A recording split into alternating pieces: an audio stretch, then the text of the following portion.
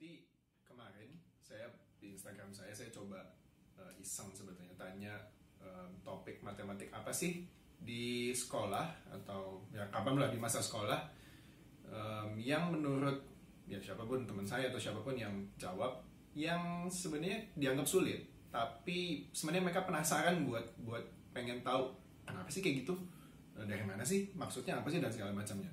Nah, dari berbagai jawaban mereka ternyata paling banyak itu kalkulus. Nah, kalkulus itu kan mencakup pada beberapa topik. Nah, itu yang akan saya coba jelaskan, saya coba share apa sih maksudnya setelah ini. Oke, jadi sekarang saya akan share atau berbagi tentang konsep atau seperti aplikasinya, konsep dan juga pengenalan soal kalkulus. Nah, secara khusus kalkulus itu biasanya terdiri dari 3 topik, yaitu limit, turunan atau yang mungkin dikenal dengan istilah diferensial atau diferensiasi, dan yang terakhir integral.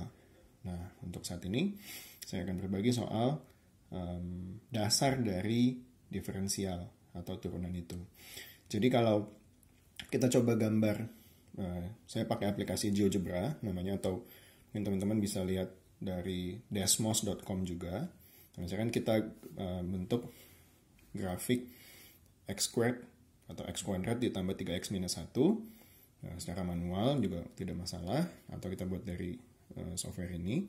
Lalu misalkan, mungkin kita tahu juga pertanyaannya, biasanya tentukan gradien atau cari gradien dari garis singgung dari kurva x kuadrat tambah 3x minus 1 ini pada titik yang ini, pada titik A dengan koordinat minus 1, minus 3. Atau mungkin juga istilahnya dia akan bilang juga tentukan gradien garis singgung atau tentukan persamaan garis singgung dari kurva x kuadrat ditambah 3x minus 1 pada x sama dengan minus 1.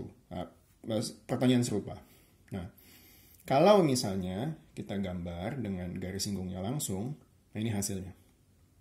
Oke, jadi garis merah ini adalah garis singgung terletak pada koordinat minus 1, minus 3 dari kurva yang kita fokuskan ini. Nah, lalu apa hubungannya dengan konsep kalkulus atau diferensiasi itu?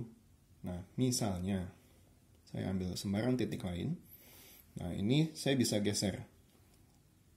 Saya bisa geser sesuka saya. Oke. Seperti ini ya. Nah, misalkan saya taruh di sini. Lalu, saya bikin garis di antara 2 titik ini. Sehingga saya sudah sempat buat sebelumnya. Nah, ini garis biru ini adalah garis yang menghubungkan kedua titik. Nah, misalnya titik A dan titik B. Nah, kalau si titik B ini saya geser, semakin mendekati, pelan-pelan, semakin mendekati titik A, apa yang terjadi? Oke, dia semakin mendekati ke garis merah, sehingga pada saat tertentu, dia persis sama dengan garis merah tersebut. Nah, ini adalah sebenarnya dasar dari pengertian diferensiasi. Nah, itulah kenapa juga diferensiasi terkait dengan perubahan yang kecil. Jadi ketika yang kita tahu adalah gradiennya berubah. Jadi kalau kita coba hitung, misalnya saya taruh di sini, saya hitung slope atau itu gradien antara kedua. Nah, ini garis biru ini gradiennya adalah 3,01 di saat ini. Kalau saya geser, kita akan berubah terus. Oke, saya berhenti di sini. Nah, sedangkan si garis merah ini gradiennya adalah 1. Nah, teman-teman bisa cek sendiri kalau teman-teman tidak percaya. Nah, gradiennya adalah 1. Karena 1x minus 2. Nah, kalau kembali titik ini saya geser terus mendekati ke titik A, apa yang terjadi? Gradiennya persis 1. Jadi, ini secara visual makna dari diferensiasi itu.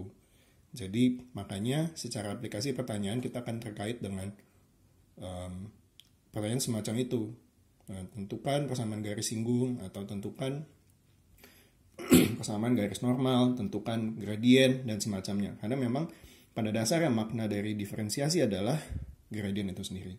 Dan kalau teman-teman pelajari lebih lanjut di level misalnya universitas, kita tahu bahwa prinsip dasar dari turunan atau diferensiasi itu memang terkait dengan gradien.